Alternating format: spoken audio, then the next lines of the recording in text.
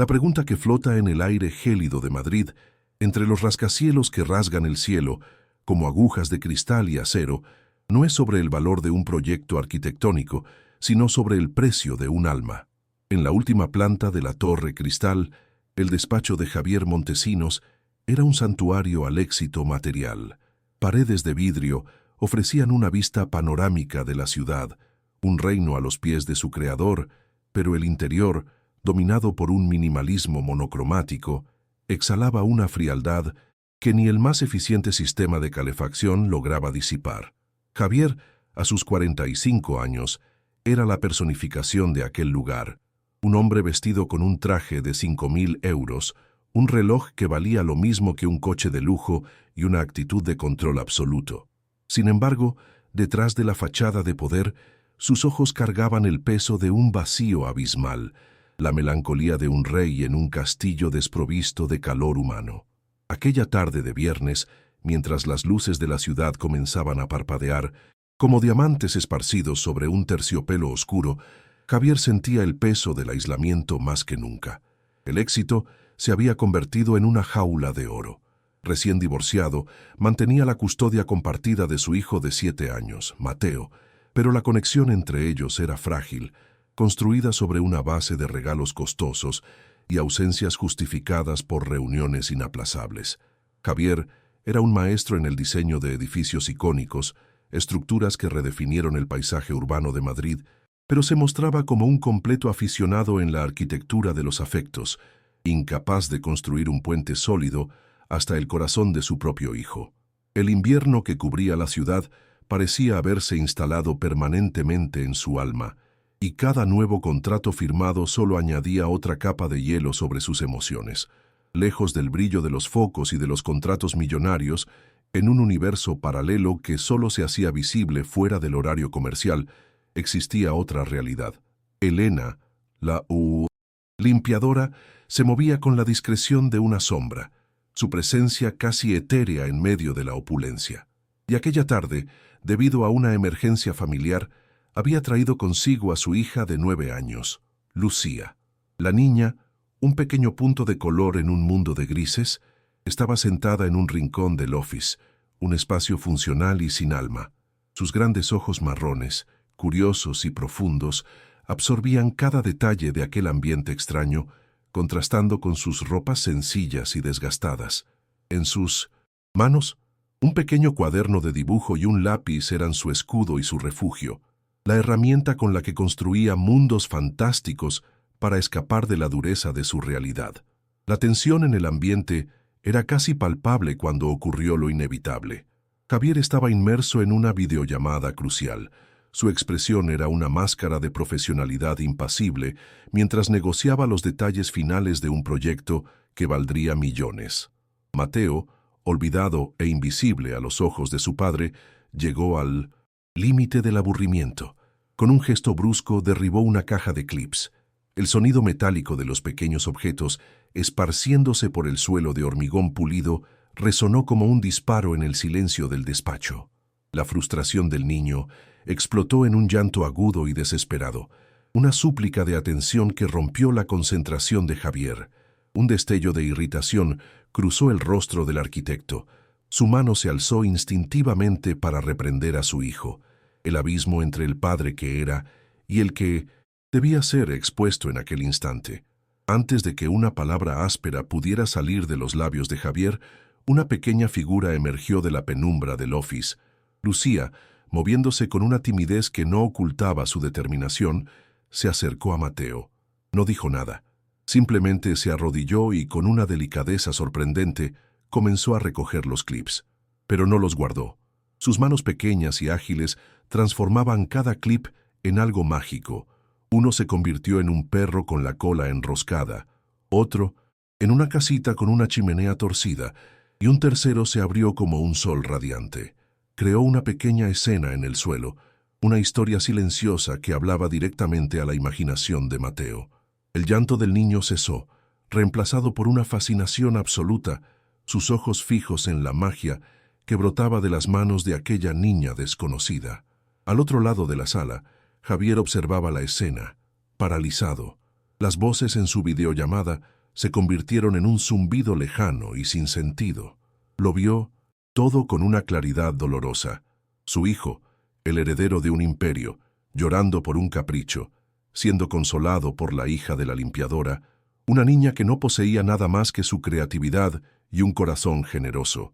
Fue testigo de un acto de pura empatía, un cuidado genuino que él, con toda su riqueza y poder, nunca supo cómo ofrecer.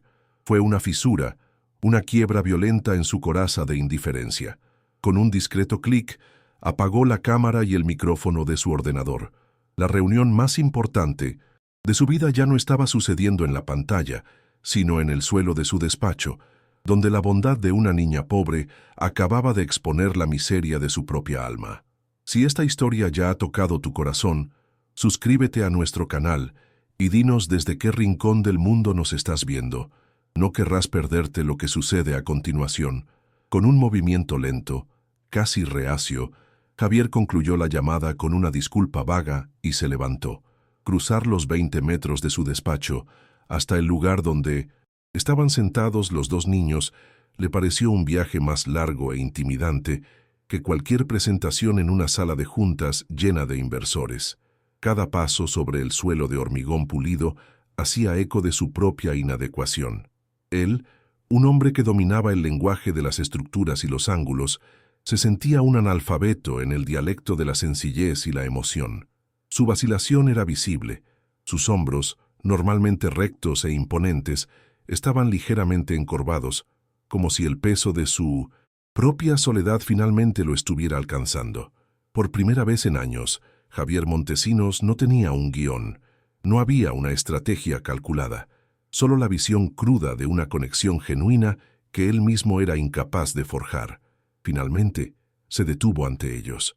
Su sombra cubrió las pequeñas figuras de Clip, y por un instante temió que su mera presencia pudiera destruir la frágil magia que se había formado. Lucía, dijo, y el nombre sonó extraño en sus labios, desacostumbrado a formar sílabas que no pertenecieran a su mundo corporativo. Me llamo Javier, gracias por lo que has hecho por Mateo. Su voz, generalmente un instrumento de mando, salió ronca, como si estuviera oxidada por el desuso en conversaciones que exigían sinceridad. Sus ojos, entonces, se posaron en el pequeño cuaderno de dibujo que estaba a su lado, un objeto raído que parecía contener más vida y color que todo su minimalista despacho. Un impulso, una curiosidad genuina que no sentía desde hacía mucho tiempo, lo dominó. ¿Puedo ver?, preguntó señalando el cuaderno. Lucía dudó un segundo, sus grandes ojos cuestionando sus intenciones, antes de asentir tímidamente y entregarle su tesoro.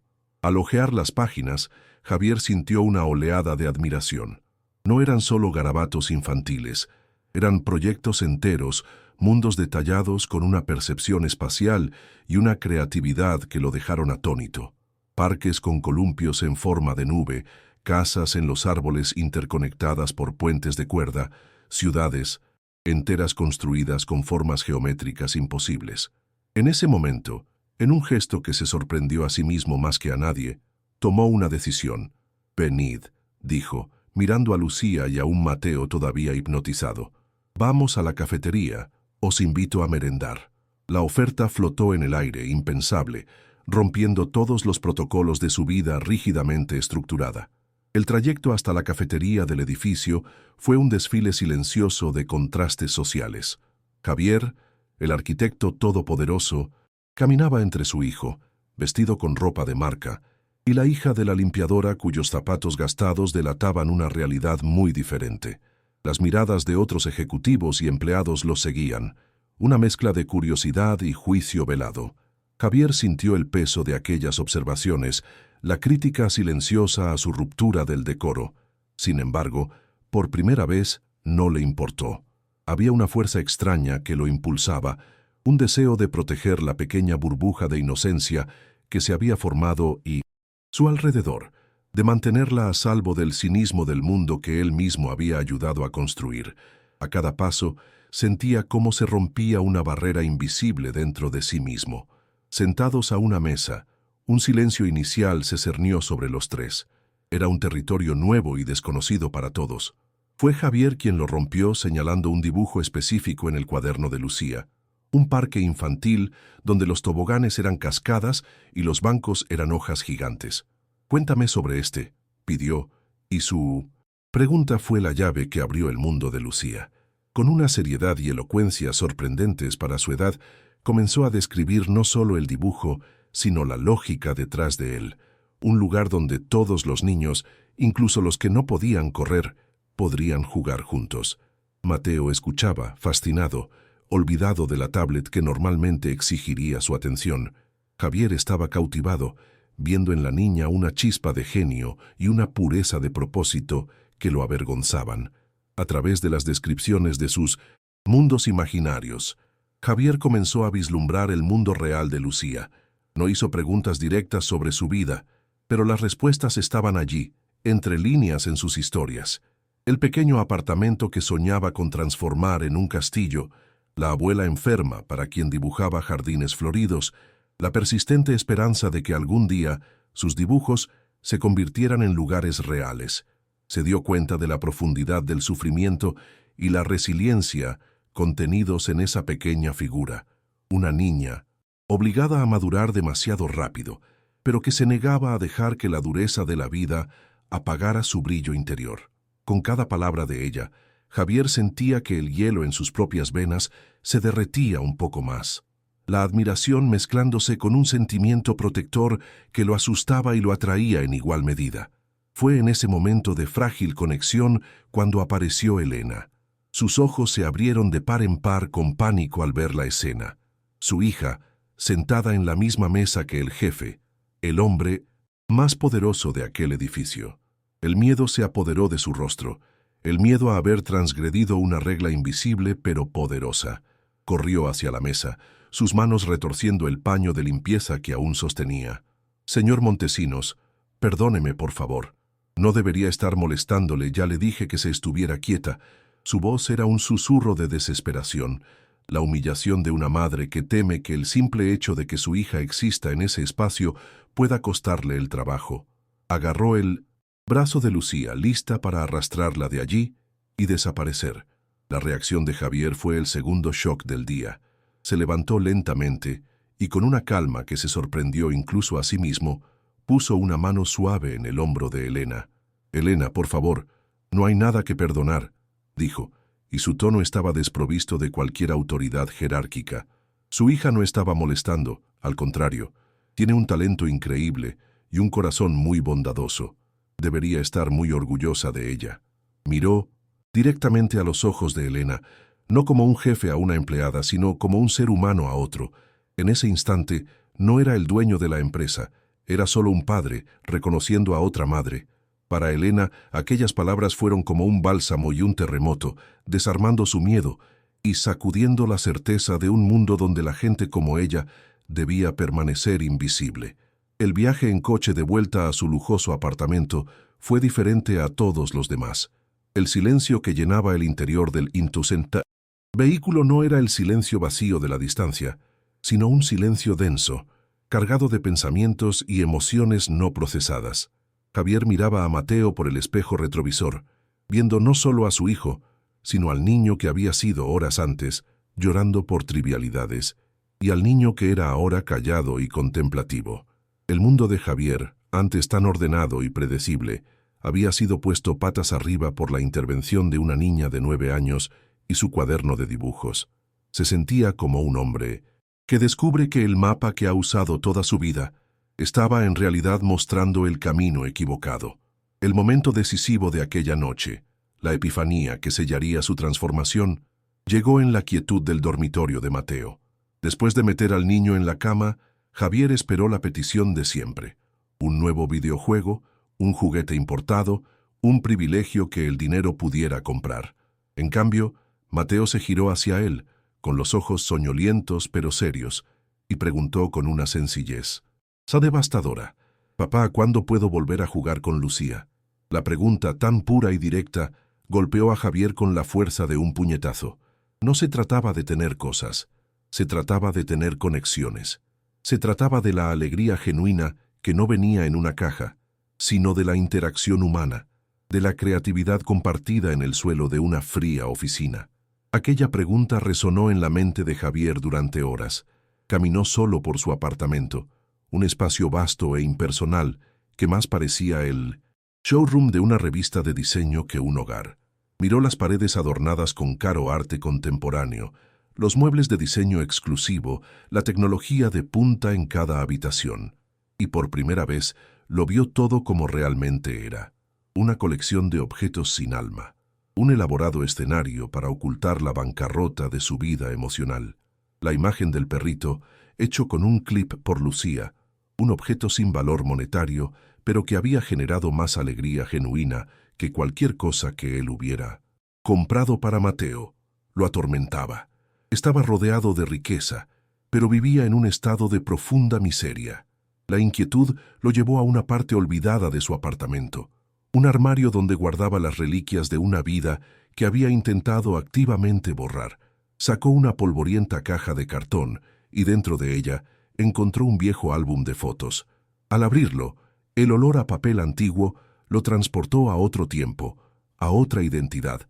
Antes de ser el renombrado Javier Montesinos, el titán de la arquitectura, era solo Javi, un niño flaco de un barrio obrero a las afueras de Madrid, con ojos que soñaban con cosas mucho más grandes que el horizonte que podía ver desde su ventana. Aquel álbum era la prueba de un pasado que había enterrado bajo capas de éxito y riqueza. Las fotografías contaban una historia de lucha y resiliencia. El apartamento estrecho donde compartía habitación con dos hermanos, la ropa remendada, la mirada cansada pero amorosa de sus padres, su único refugio, su única ventana a un futuro diferente. Era el dibujo. Recordó pasar horas dibujando en servilletas de papel, en trozos de cartón, en cualquier superficie que encontrara, diseñando los edificios que algún día construiría. Su sueño de convertirse en arquitecto no nació de la ambición, sino de la necesidad, del deseo de crear espacios seguros y hermosos, un refugio de la precariedad de su propia infancia, un lugar donde los niños pudieran jugar sin miedo. Una dolorosa percepción lo golpeó con la fuerza de un relámpago. En su búsqueda implacable del éxito, se había convertido exactamente en el tipo de persona de la que había intentado escapar. Alguien que mide el valor de los demás por su estatus social, que ignora a las personas invisibles que limpian sus oficinas y sirven su café. Había construido un imperio para protegerse de los recuerdos de su propia pobreza, pero en el proceso había levantado muros tan altos que se había aislado de su propia humanidad. Se esforzó tanto por olvidar al niño, que fue que acabó olvidando al hombre en que quería convertirse. En ese torbellino de autorrevelación, comprendió el verdadero significado de la aparición de Lucía en su vida. No era solo la hija de la limpiadora, era un espejo, un fantasma de su propia esperanza infantil que se negaba a ser olvidada. Sus dibujos, su pureza, su resiliencia ante la adversidad eran un eco de su propio pasado. Ayudarla ya no era una cuestión de caridad o de un capricho momentáneo. Se convirtió en una necesidad personal, en una misión de rescate. Ayudar a Lucía a construir sus sueños era la única manera de reconstruir los cimientos de su propia alma y rescatar la parte de sí mismo que creía perdida para siempre. A la semana siguiente, un cambio sutil pero perceptible se produjo en la atmósfera de la oficina. Javier empezó a llegar más temprano, no para sumergirse en el trabajo, sino para cruzarse con Elena. Un simple «Buenos días, Elena. ¿Cómo está Lucía?» era suficiente para enviar ondas de choque por el entorno corporativo. Los empleados, acostumbrados a su presencia distante y autoritaria, ahora lo veían detenerse para charlar con la limpiadora. Los susurros comenzaron en las esquinas, junto a las máquinas de café, en los mensajes instantáneos. La curiosidad se mezclaba con la desconfianza. El rey había descendido de su trono de cristal, y nadie entendía por qué. Su socio, Ricardo, un hombre cuya visión del mundo era tan pragmática como los balances financieros que analizaba, fue el primero en confrontarlo directamente. «Javier, ¿se puede saber qué está pasando?», preguntó, cerrando la puerta del despacho de Javier. «¿Qué nuevo interés es este por el personal de limpieza? La gente está comentando. No es profesional, es una distracción. Estamos cerrando el mayor contrato de nuestra historia. Y tú estás preocupado por la hija de la limpiadora. Vuelve en ti. Las palabras de Ricardo eran un reflejo del antiguo Javier, un eco de la lógica fría que había gobernado su vida hasta entonces. La presión externa aumentó con una llamada de su exesposa Inés. «Javier, ¿qué pasa? Mateo no para de hablar de esa niña. Lucía, ¿quién es exactamente?» La voz de Inés era cortante, teñida de un esnobismo mal disimulado. «Sé que te sientes culpable por tu ausencia, pero no creo que sea apropiado que nuestro hijo se mezcle con gente de ese tipo de ambiente. Necesita influencias adecuadas, no un proyecto de caridad». El clasismo de Inés era un arma apuntada directamente a la nueva vulnerabilidad de Javier, un ataque que buscaba avergonzarlo y forzarlo a retroceder a la comodidad de sus convenciones sociales. Javier intentó defenderse, pero sintió que sus propias convicciones flaqueaban. «Es una buena niña, Inés, una niña especial». Sus palabras sonaban débiles contra el torrente de críticas de ella. Estaba luchando no solo contra el prejuicio de su exesposa y sus colegas, sino también contra los restos de ese mismo prejuicio dentro de sí mismo. Años de condicionamiento social no desaparecían de la noche a la mañana. El conflicto con Inés estableció un obstáculo real y doloroso, la posibilidad de ser alejado aún más de Mateo, justo cuando estaba empezando a aprender a conectar con él. Mientras tanto, en el mundo de Elena, la atención no deseada de Javier era una fuente de terror. Las otras limpiadoras la miraban con una mezcla de envidia y desprecio. «Cuidado, Elena, el jefe te ha echado el ojo», decían con sonrisas maliciosas. Los rumores eran crueles e infundados, pero el miedo de Elena era real. Era una mujer sola, una inmigrante, que dependía de ese trabajo para mantener a su hija y a su madre enferma. Lo último que quería era llamar la atención. Con el corazón apesadumbrado, tomó una dolorosa decisión. Prohibió a Lucía volver a la oficina.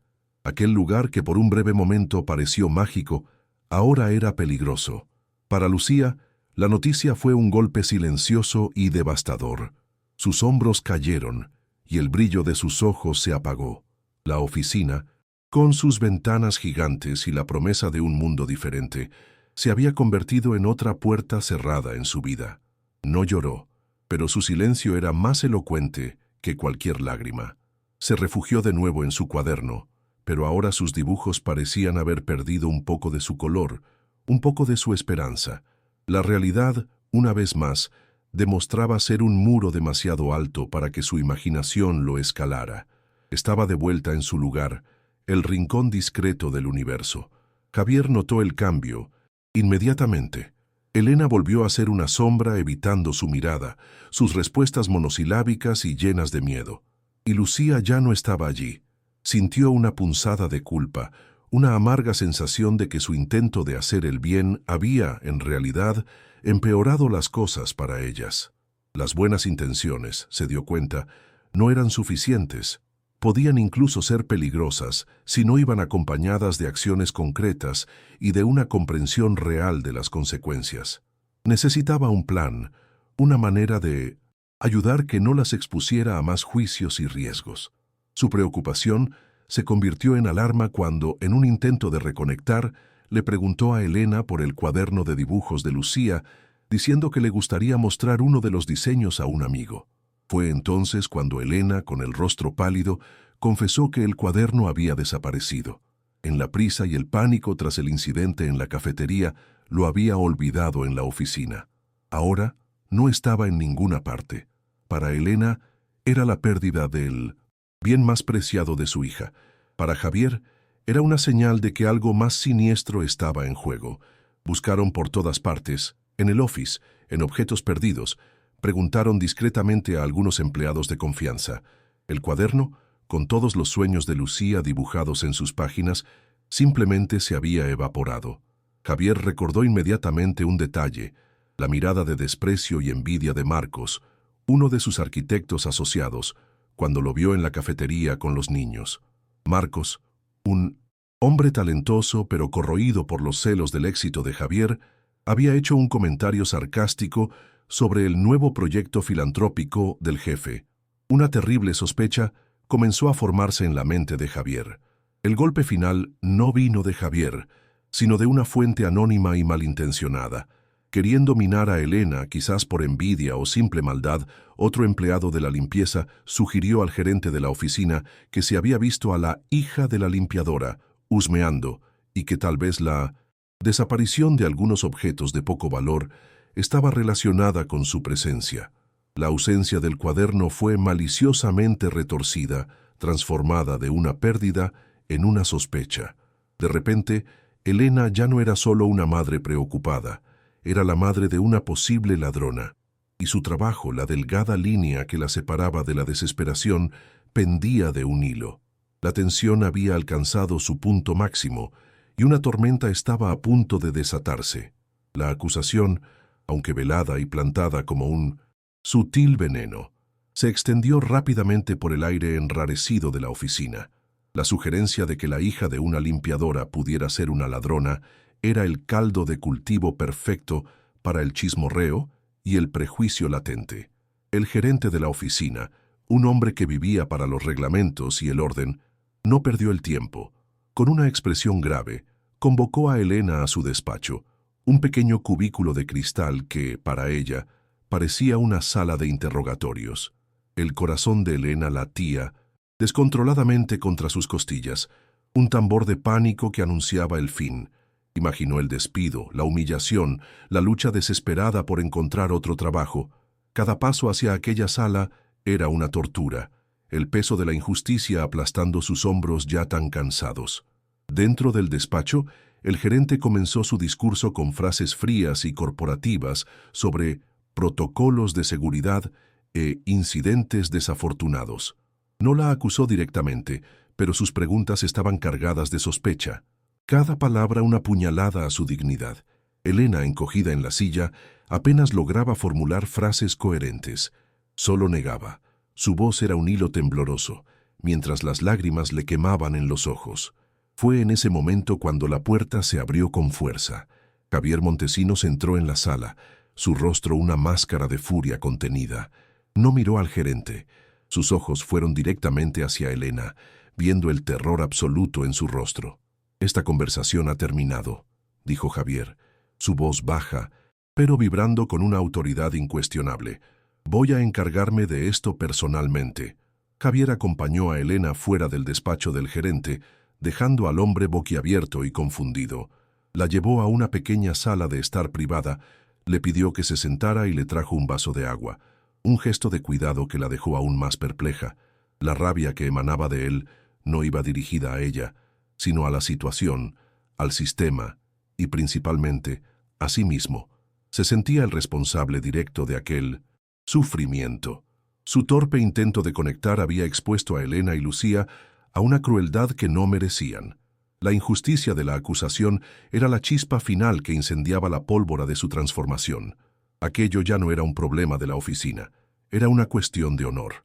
Regresó a su propio despacho, cerró la puerta y se sentó en su silla de cuero. El arquitecto frío y calculador dio paso a un hombre movido por una furia justa. No iba a llevar a cabo una discreta investigación interna.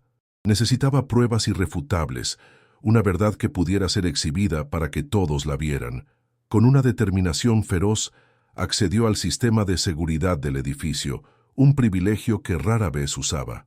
Sus dedos volaron sobre el teclado, sus ojos fijos en la pantalla, mientras seleccionaba las cámaras que cubrían el pasillo del office y la zona de desecho de basuras del día en que el cuaderno desapareció. El tiempo era su enemigo y su aliado. Pasaron las horas. Javier analizó las grabaciones con una paciencia meticulosa. Vio el momento en que Elena y los niños salieron apresuradamente tras la merienda en la cafetería. Y allí estaba, sobre una mesita auxiliar en el office, el cuaderno de Lucía, olvidado en la confusión. El corazón de Javier se encogió al ver el objeto solitario, un pequeño barco de papel a la deriva en un océano de indiferencia. Avanzó la grabación, sus ojos rastreando cada movimiento, cada sombra que pasaba por el pasillo. Pasaban empleados, algunos miraban el cuaderno, pero lo ignoraban continuando su camino. De repente la figura de Marcos apareció en la pantalla, el arquitecto asociado, cuyo rostro Javier recordaba haber visto contraído por la envidia. Marcos se detuvo, miró el cuaderno, lo cogió. La cámara, posicionada en un ángulo perfecto, capturó su rostro mientras hojeaba las páginas. Una sonrisa de burla, de puro desprecio, se formó en sus labios. Vio el genio contenido allí y, en lugar de admiración, sintió solo resentimiento. Miró a los lados, asegurándose de que nadie lo observaba. Luego, con un gesto deliberado y cruel, caminó hasta el gran contenedor de basura destinado a los residuos no reciclables y simplemente dejó caer el cuaderno dentro, como si fuera un desecho sin valor. La visión de aquel acto de pura mezquindad hizo que la sangre de Javier hirviera. No fue un accidente, fue una ejecución, un acto de violencia simbólica contra el sueño de una niña, motivado por la más baja de las emociones humanas, la envidia.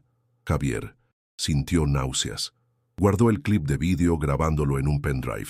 La prueba estaba allí, fría, digital e innegable. Se levantó, ya no como un hombre en conflicto, sino como un instrumento de justicia. La batalla que se avecinaba no se libraría en privado. Sería una declaración pública, una lección que su empresa jamás olvidaría. Al día siguiente, un correo electrónico conciso e imperativo fue enviado a todos los empleados de Montesinos Arquitectura. Reunión general obligatoria en el salón. Principal de proyectos a las 10 horas. Asunto: el futuro de la empresa. El mensaje generó una ola de especulación y ansiedad.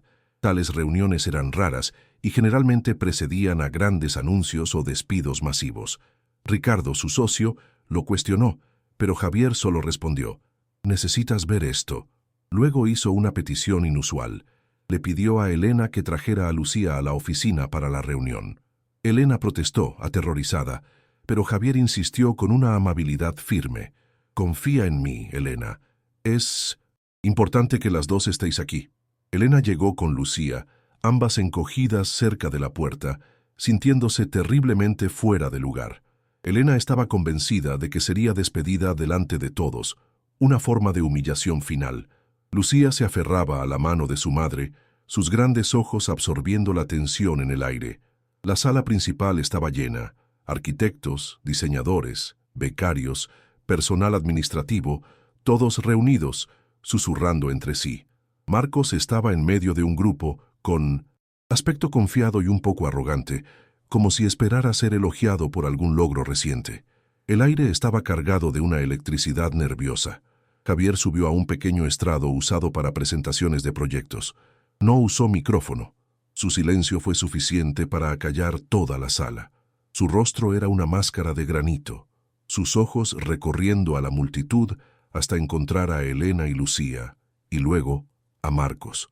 Comenzó a hablar, su voz tranquila pero con un peso que hacía que cada palabra resonara. «Os he llamado aquí hoy para hablar sobre el valor», comenzó. «No el valor de un contrato o el valor de un metro cuadrado. Quiero hablar sobre el valor de un sueño, el valor de la integridad, el valor del alma de esta empresa». Continuó, contando la historia de un cuaderno de dibujos perdido.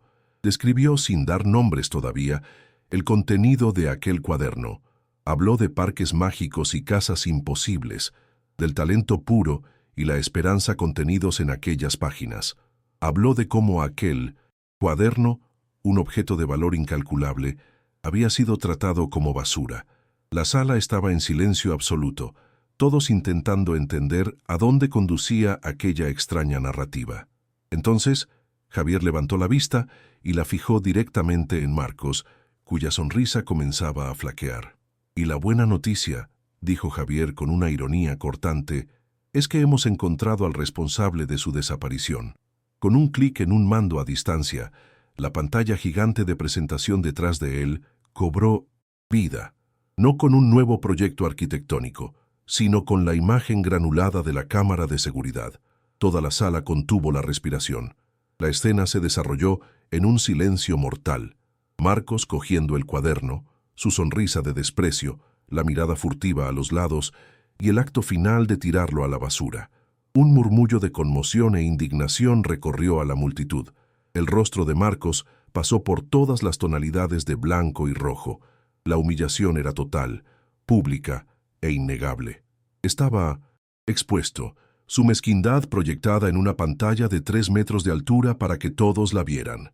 Javier detuvo el vídeo en la imagen congelada de Marcos, soltando el cuaderno. El silencio que siguió fue más pesado que cualquier grito.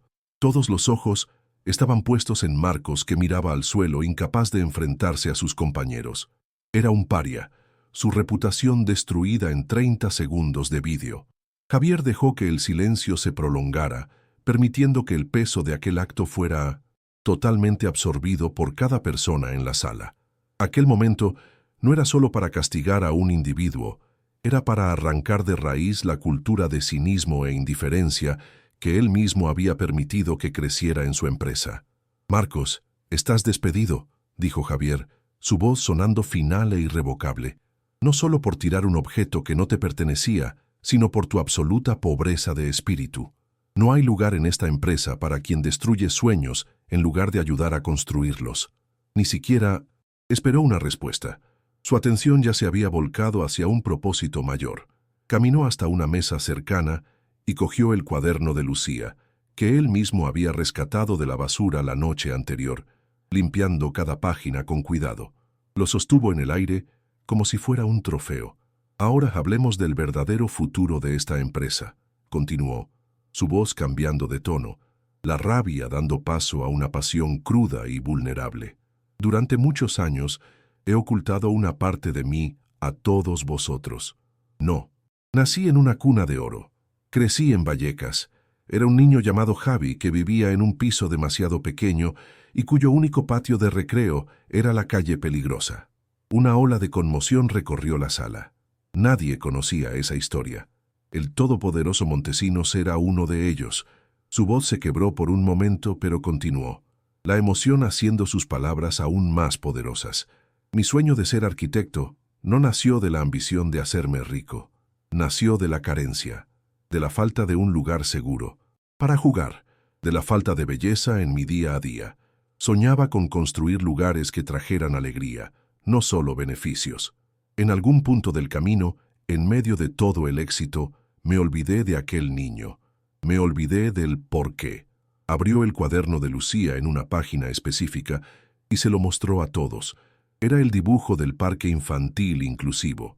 «Esta niña», dijo, mirando a Lucía, que lo observaba con los ojos desorbitados, «esta niña, con nada más que un lápiz y su imaginación, me ha recordado el porqué. Me ha recordado que la arquitectura en su forma más pura no trata sobre el ego o sobre construir monumentos a nuestra propia grandeza. Trata sobre servir. Trata sobre crear espacios que curan, que unen, que permiten que los niños sean simplemente niños». Entonces llegó el anuncio que lo cambiaría todo. Por lo tanto, el próximo gran proyecto de Montesinos Arquitectura no será un rascacielos en Dubái ni un resort de lujo en las Maldivas. Será este. Señaló el dibujo de Lucía. «Vamos a construir este parque, exactamente como ella lo diseñó, y lo construiremos en un barrio de esta ciudad que necesita desesperadamente un lugar de esperanza. Será un proyecto pro bono. Usaremos nuestros mejores talentos, nuestros mejores recursos, y no ganaremos ni un solo céntimo con él. En cambio, recuperaremos nuestra alma». La reacción fue un silencio atónito que lentamente se transformó en algo más. Un arquitecto senior al fondo de la sala comenzó a aplaudir. Luego otro y otro más. En segundos toda la sala estaba de pie, aplaudiendo no al jefe, sino al hombre que se había desnudado ante ellos. Había lágrimas en los ojos de muchos. Ricardo, el socio cínico, miraba a Javier con una expresión de admiración y asombro, como si lo viera por primera vez. En ese momento Javier no solo despidió a un empleado, despidió la cultura tóxica que se había instalado y contrató la esperanza como su nueva directora creativa. Tras disolverse la reunión y la emocionada multitud, Javier finalmente se acercó a Elena y Lucía, que permanecían inmóviles en el mismo lugar. Elena temblaba, sus lágrimas ahora fluyendo libremente, una mezcla de alivio, gratitud y conmoción. Lucía solo miraba a Javier, intentando procesar el torbellino de acontecimientos. El hombre que ella veía como una figura poderosa y distante había defendido su honor y elevado su sueño a un pedestal.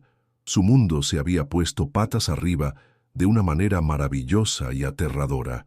Javier se arrodilló frente a Lucía, ignorando su traje caro en el suelo de hormigón. Ahora estaba a su nivel, un gesto de humildad y respeto. Le extendió el cuaderno de dibujos, devolviéndole su tesoro. Sus ojos se encontraron con los de ella, y habló con una sinceridad que llenó todo el espacio entre ellos. «Lucía», dijo suavemente, «pasé la mitad de mi vida intentando olvidar al niño que fui, y tú, en un solo día, has hecho que quiera encontrarlo de nuevo». Entonces, pronunció las palabras que sellarían su destino y el de ella, la frase que se convertiría en la piedra angular de sus nuevas vidas. «Tú me recordaste cómo se construye un sueño, Lucía», dijo, su voz cargada de una profunda emoción. «Ahora vamos a construir el tuyo juntos». La promesa flotó en el aire, no como una fantasía, sino como un contrato sagrado, una alianza entre el hombre que había perdido su camino y la niña que le mostraba el camino de vuelta a casa. Lucía no dijo nada, simplemente extendió sus pequeñas manos y con una delicadeza que reflejaba su primer encuentro, tocó el rostro de Javier. Fue un gesto de aceptación, de perdón, de una comprensión que trascendía las palabras. En ese toque, Javier sintió la absolución por años de autoengaño y soledad. Una única lágrima rodó por su mejilla, una lágrima que no se molestó en secar. Era una lágrima de liberación. Finalmente, se levantó y se volvió hacia Elena, que lo observaba con una expresión de pura veneración. «Elena, el coraje y la dignidad que has demostrado son una inspiración», dijo él, «y el talento que has criado en esta niña es un regalo para el mundo. No es justo que tengas que luchar tanto para apoyarlo». Hizo una pausa, reuniendo las palabras para la oferta que había formulado en su mente. «Me gustaría ofrecerle un nuevo puesto en esta empresa», continuó. «Estoy creando una rama social, una fundación que se dedicará a proyectos comunitarios como el Parque de Lucía. Necesito a alguien al mando, alguien con integridad, alguien que entienda a las comunidades a las que queremos servir.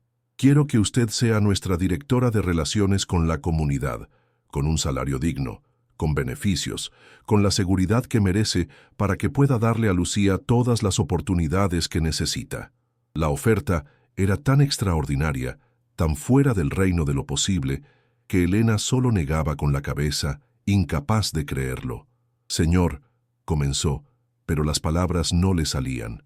«Javier», la corrigió él suavemente. «Mi nombre es Javier. ¿Te está gustando esta historia? Deja un like y suscríbete al canal». Ahora continuamos con el vídeo. La magnitud de la oferta flotó en el aire. Un cambio sísmico en la vida de Elena. Miró a su hija, que aún sostenía el cuaderno contra su pecho como si fuera un escudo y un trofeo. Miró a Javier, el hombre que en cuestión de días había pasado de ser una fuente de miedo a un ángel guardián improbable. Las lágrimas de gratitud que corrían por su rostro eran una liberación de años de miedo e incertidumbre. No podía articular una frase completa, solo un sí. «Gracias, Javier», sí, que contenía todo un universo de emociones.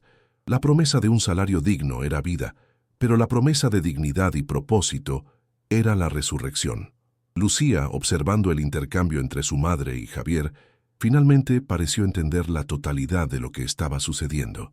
Su sueño ya no era solo un dibujo en una página, se estaba volviendo real. Su madre ya no tendría que limpiar las oficinas de otros hasta altas horas de la noche. Una alegría, pura y radiante, irrumpió en su rostro. Una sonrisa que iluminó todo el salón de proyectos. Dio un paso adelante y en un impulso de pura felicidad infantil, abrazó la pierna de Javier, un gesto de confianza y afecto que selló la formación de aquella nueva e improbable unidad familiar. Javier, sorprendido por el abrazo, posó su mano vacilante sobre la cabeza de Lucía. El contacto físico, la aceptación incondicional de aquella niña, fue la cura final para la herida abierta en su alma. Miró a Elena, que ahora sonreía entre lágrimas, y a Ricardo, su socio, que se acercaba con una expresión de profundo respeto. «Javier», dijo Ricardo, «creo que esta es la mejor decisión de negocios que has tomado en toda tu vida». En ese momento, Javier supo que no solo se había salvado a sí mismo, sino que también le había dado un nuevo corazón a su empresa. El murmullo en la sala se había transformado en una energía positiva y contagiosa. Los arquitectos y diseñadores, antes cínicos y agobiados, ahora se reunían en grupos, discutiendo animadamente las posibilidades del parque. Miraban el dibujo de Lucía no como el trabajo de una niña, sino como un manifiesto, un recordatorio del poder transformador de su profesión.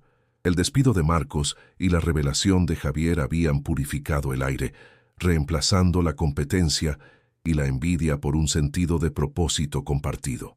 La empresa había renacido. Javier le pidió a uno de sus principales arquitectos que se sentara con Lucía y Elena inmediatamente para empezar a transformar el dibujo conceptual en un plano viable. La escena era surrealista.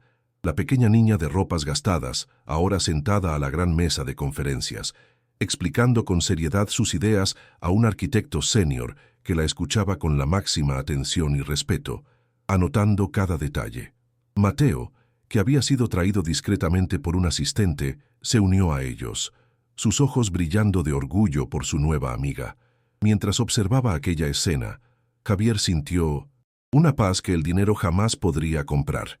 Ya no era un rey en un castillo de cristal, sino un constructor, un facilitador de sueños.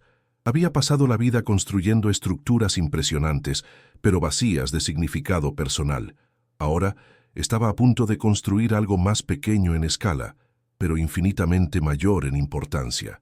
Un parque que no llevaría su nombre, pero que cargaría con el espíritu de una niña que le enseñó que la verdadera riqueza se mide por la alegría que se puede dar a los otros. Caminó hasta la gran ventana que daba a Madrid. La ciudad se extendía a sus pies, pero por primera vez no la veía como un conjunto de edificios y oportunidades de negocio. La veía como un conjunto de hogares, de vidas, de sueños individuales, algunos cumplidos, otros rotos, muchos, como el de Lucía, solo esperando una oportunidad para florecer. Había encontrado su lugar en ese ecosistema, no como un conquistador, sino como un jardinero. La decisión de Javier de exponer a Marcos públicamente fue arriesgada pero necesaria. Sabía que la cultura de una organización se define por el comportamiento que el líder está dispuesto a tolerar. Al tolerar el cinismo y la indiferencia durante tanto tiempo, había permitido que la mala hierba de la mezquindad creciera. Al arrancarla públicamente, envió un mensaje inequívoco. La empatía, la integridad y el respeto serían, a partir de ese día, los pilares innegociables de Montesinos Arquitectura. El precio de un empleado fue un pequeño valor a pagar por el alma de su empresa. Se unió de nuevo al grupo alrededor de la mesa. Lucía estaba señalando una parte del dibujo, explicando cómo los columpios debían hacer el sonido de pájaros cantando cuando se movían. Mateo sugirió que debería haber un laberinto hecho de girasoles. El arquitecto senior sonreía, atrapado por la energía creativa de los niños. Elena observaba, su rostro una pintura de esperanza e incredulidad. En ese momento, en medio de los planos y proyectos, se estaba diseñando una nueva familia, no con lazos de sangre, sino con lazos de bondad y sueños compartidos. El clímax no fue un evento único, sino un proceso continuo de demolición y reconstrucción. La demolición de la antigua identidad de Javier, de las jerarquías sociales de la oficina, de los prejuicios que mantenían a las personas separadas, y la reconstrucción de un nuevo propósito, de nuevas relaciones, de una nueva definición de éxito. Aquel día no terminaría con la firma de un contrato millonario, sino con la promesa de un apretón de manos, con la pureza de un abrazo infantil y con la certeza de que el proyecto más importante de la vida de Javier apenas estaba comenzando. Finalmente, estaba construyendo su propio hogar emocional. Los meses que siguieron a aquella reunión transformadora fueron un torbellino de actividad febril y propósito renovado. Construir un parque desde cero, especialmente uno nacido de un dibujo infantil, presentó un laberinto de desafíos burocráticos. La búsqueda de un terreno adecuado en un barrio desfavorecido de Madrid fue una batalla en sí misma, repleta de regulaciones de zonificación, licencias y la desconfianza inicial de las autoridades locales. Sin embargo, donde el antiguo Javier habría usado su poder para intimidar y acelerar el proceso, El nuevo Javier usó la pasión para inspirar y colaborar. La energía que ahora irradiaba era contagiosa, y las puertas que antes se habrían cerrado para un proyecto tan inusual comenzaron a abrirse. Ricardo, el socio pragmático, se convirtió en el más ferviente defensor del proyecto. Él, que antes veía el mundo a través de hojas de cálculo y márgenes de beneficio, ahora usaba su mente estratégica para navegar por la burocracia con una tenacidad impresionante. Encontró resquicios legales, negoció con los ayuntamientos y aseguró el apoyo de proveedores que, conmovidos por la historia, ofrecieron materiales a precio de coste. El equipo de Montesinos Arquitectura, por su parte, abrazó el Parque de los Sueños, con un entusiasmo que ninguna bonificación financiera podría comprar jamás. Organizaban sesiones de brainstorming voluntarias los fines de semana, compitiendo para ver quién encontraba la solución más ingeniosa para dar vida a los sueños de Lucía. El proyecto se convirtió en el alma palpitante de la empresa. Las maquetas del parque reemplazaron a los modelos de rascacielos en las mesas. Las paredes, antes estériles, ahora exhibían bocetos coloridos y fotos del terreno, mostrando el progreso. Había un sentido de misión compartida que rompió las jerarquías. El becario de primer año se sentía cómodo dando una sugerencia al arquitecto senior, pues el objetivo ya no era el prestigio individual, sino la fidelidad a la visión pura de una niña. La propia atmósfera del despacho cambió. El tenso silencio fue reemplazado por una cacofonía de discusiones creativas y risas. Estaban construyendo más que un parque. Estaban reconstruyendo su propia cultura. Lucía no fue relegada al papel de una musa pasiva o una mascota para el proyecto. Javier se aseguró de que fuera una parte integral y activa del proceso. Participaba en las reuniones clave de diseño, no como espectadora, sino como la clienta principal. Sentada en la gran mesa de conferencias, con los pies apenas llegando al suelo, evaluaba los planos y los modelos 3D con una seriedad profesional. No, el tobogán tiene que ser más curvo, como el cuello de un cisne, decía, y los arquitectos ajustaban sus planos, maravillados por su claridad de visión. Javier la protegió, asegurándose de que su voz fuera escuchada y respetada, enseñándole que sus ideas tenían poder. Esa colaboración profesional se extendió a la esfera personal. La línea entre jefe y empleada, entre benefactor y beneficiaria, se disolvió por completo. Los fines de semana de Javier ya no estaban llenos de eventos sociales vacíos o de soledad. Estaban llenos de picnics en el Parque del Retiro, visitas al Museo del Prado y tardes en Minimetcintocinto, la cocina de Elena, donde ella intentaba enseñar a Javier a cocinar platos de su tierra natal. Mateo y Lucía se volvieron inseparables, un dúo unido por una amistad genuina que trascendía sus orígenes tan diferentes. Hacían los deberes juntos, inventaban historias, y su risa conjunta se convirtió en la banda sonora de la nueva vida de Javier. Javier descubrió la paternidad de una forma que nunca había conocido. Aprendió a escuchar de verdad, a estar presente. Dejó de intentar resolver los problemas de Mateo con una tarjeta de crédito y comenzó a resolverlos con paciencia y conversaciones. Aprendió que la alegría de empujar a su hijo y a Lucía en un simple columpio superaba con creces la emoción de cerrar un trato multimillonario. Estaba construyendo recuerdos, las únicas estructuras que verdaderamente resisten al tiempo. Elena, por su parte, floreció en su nuevo puesto. Su confianza y calidez natural la convirtieron en el puente perfecto entre la fundación y la comunidad. Finalmente, después de casi un año de arduo trabajo, llegó el gran día, la inauguración del Parque de los Sueños de Lucía. El lugar, antes un solar gris y olvidado, era ahora una explosión de colores y formas fantásticas. Los columpios en forma de nube, los toboganes como cascadas y los bancos de hojas gigantes estaban todos allí, exactamente como en el cuaderno de Lucía. Toda la comunidad asistió, el aire vibrando con la emoción de los niños y la gratitud de los padres. Era un día de sol, radiante, como si el propio cielo estuviera celebrando la transformación de aquel pequeño pedazo de tierra. El alcalde pronunció un discurso elogiando la iniciativa, Pero fue el discurso de Javier el que silenció a la multitud. Subió al pequeño escenario, no con la arrogancia de un magnate, sino con la humildad de un hombre agradecido. Habló de cómo, durante años, se había centrado en construir hacia arriba, en alcanzar el cielo, pero que una niña de 9 años le había enseñado la importancia de construir hacia el suelo, para la gente, para la comunidad. «Yo no diseñé este parque», dijo con la voz embargada. «Mi único talento fue reconocer a la verdadera arquitecta cuando la vi. Todo el honor y todo el crédito pertenecen a Lucía». Luego, llamó a Lucía, Elena y Mateo para que se unieran a él en el escenario. Con manos temblorosas, pero una sonrisa que irradiaba orgullo, Lucía cogió las tijeras gigantes. A su lado, su madre lloraba silenciosamente. Mateo aplaudía con entusiasmo. Juntos, los cuatro, una familia forjada por el destino y la bondad, cortaron la cinta roja. Por un segundo, hubo silencio. Y luego, un grito de alegría colectiva, cuando cientos de niños corrieron hacia el interior del parque, sus risas resonando por el barrio como la más bella de las sinfonías. Ese sonido, para Javier, era la verdadera medida del éxito. El parque fue un triunfo.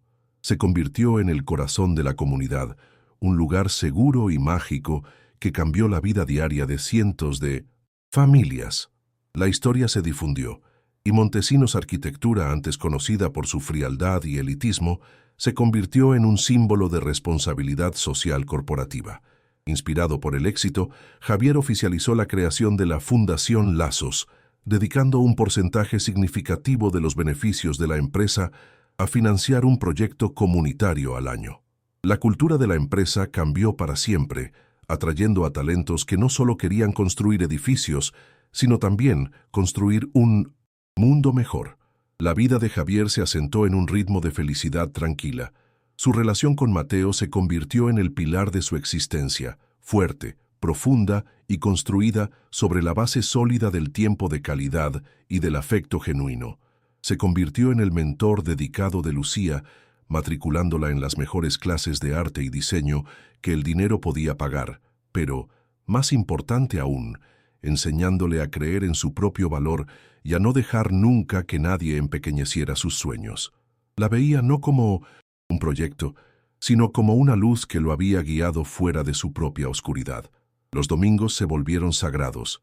El apartamento de Javier, antes un mausoleo silencioso, ahora se llenaba con el olor de la comida de Elena y con las voces de Mateo y Lucía, discutiendo sobre películas o proyectos escolares. Eran una familia en todos los sentidos que importan. Una madre soltera y su talentosa hija, un padre divorciado y su hijo reencontrado.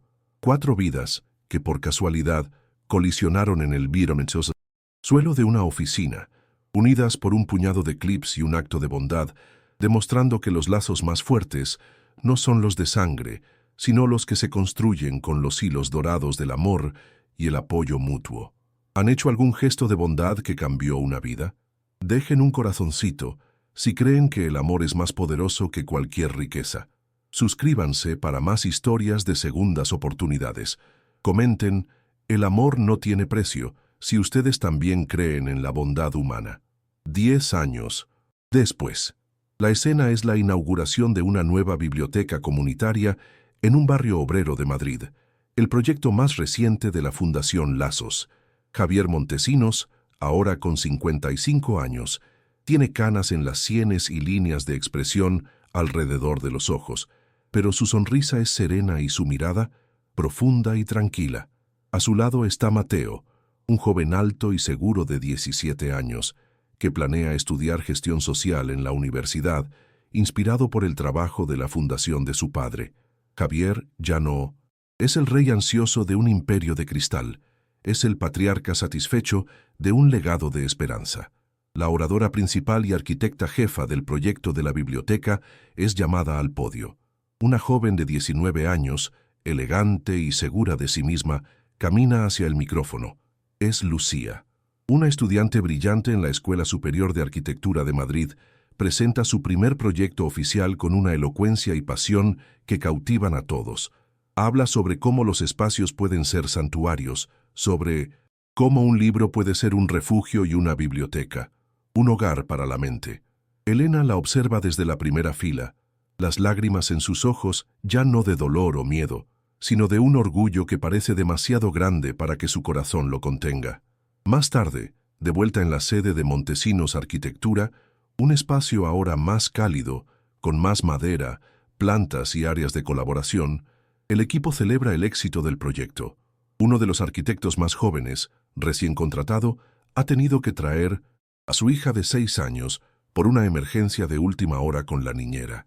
La niña, tímida y un poco asustada por el ambiente ajetreado, se sienta sola en un rincón, abrazando una tablet, pero sintiéndose claramente invisible en la fiesta de los adultos.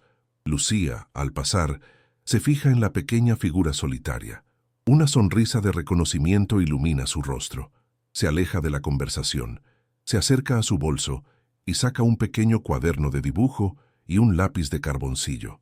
Se aproxima a la niña, se arrodilla a su lado y, sin decir una palabra, comienza a dibujar un pajarito con las alas abiertas en la primera página. Luego, le ofrece el lápiz a la niña, invitándola a entrar en su mundo. El ciclo de bondad, iniciado hace una década con unos clips en un suelo frío, se completa y comienza de nuevo, demostrando ser el proyecto más duradero y significativo de todos.